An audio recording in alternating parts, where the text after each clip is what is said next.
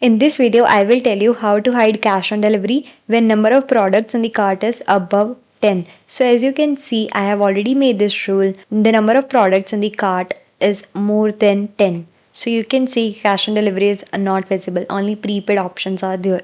Now we will add less than 10 products in the cart.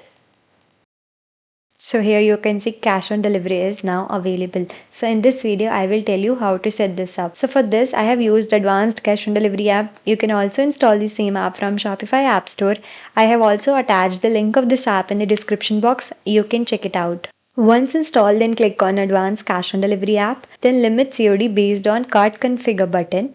Then select your payment method, that is cash on delivery. If you have already added fee for cash on delivery in your Shopify settings, then you need to toggle on this button and you need to select your delivery method.